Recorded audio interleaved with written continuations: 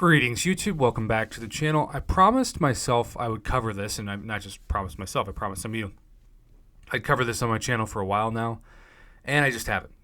And I woke up today, I was thinking about my to-do list of things I needed to get done that I haven't gotten done, and this video was on the forefront of my mind. I thought, we just need to knock this out. We just need to talk about this, because it certainly is affecting a percentage of the community.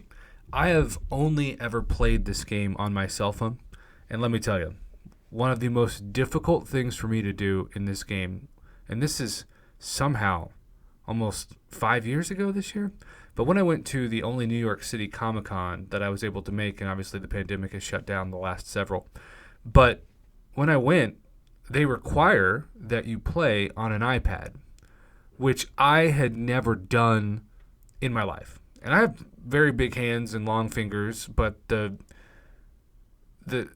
change, the adjustment, even with inputs working perfectly, was difficult.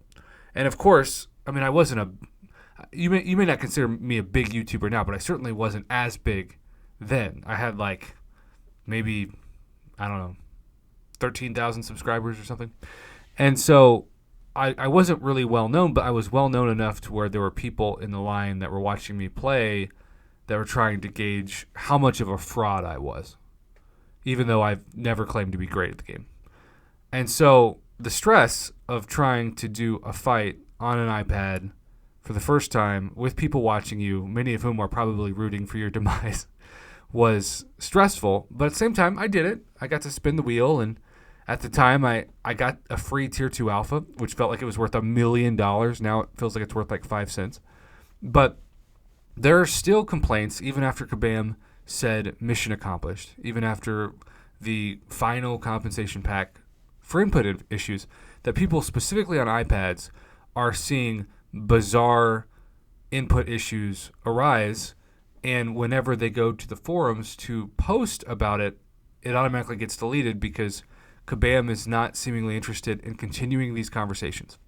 They are saying they've addressed it. The majority of the community seems to be happy enough to not make the same daily complaints that they did for over a year. And so they don't really seem like they're going to want to entertain this conversation at all. With that being said, Aggies 4308P put this iPad input thread deleted post together, and I wanted to cover it. There was a thread about input issues on the iPad that seems to have been deleted. Not really a surprise, since I've been telling Kabam about input issues with the iPad for over a year and nothing from them. Now, this is where it gets interesting to me, because I am the opposite of an engineer. I'm a journalism professor. I can't think of a more opposite spectrum than an engineer. So I try to have compassion and empathy for what goes into the differences, not just on mobile devices and iPads, but even on Apple and Android devices for inputs. But I have also talked to people behind the scenes who know a heck of a lot more about this than I do, and they constantly say things like, Prof, you're giving Kabam too much of a pass because it should not be this way. And certainly their customer service communication about this should not be this way. And it's hard for me to argue because I have no foot to stand on. I have no background in this. So when you have somebody who has worked in a background from this, to me it makes them more credible, and certainly my ears perk up more. He says, I worked as a software QA for almost a decade, and their QA department is either incompetent or non-existent. If this is where we can identify whether or not you play with an iPad. If I performed like their QA department does, I would have been fired. Perry's not going off. So first complaint is that Perry is still not registering. This is a common complaint I have heard, or, the nodes aren't lighting up. And y'all, the hard path of threat level 5, I got into it on a YouTube video. I somehow went itemless. I still think the combination of the nodes and that dang havoc make it difficult for most summoners, or I guess maybe we shouldn't say most, at least some summoners, a decent amount of summoners, to not use a revive. Because Havoc, of course, is going to punish you with plasma detonation while you're trying to intercept, which is why I put out that video that Omega Red especially a high-ranking 5-star, 6-star Omega Red with the right mastery setup. Omega Red melts the defender without needing to fire a special or lock in a heavy, because if you're like me and you try to dash forward when somebody's unstoppable and you don't time the intercept correctly, you're going to get knocked out.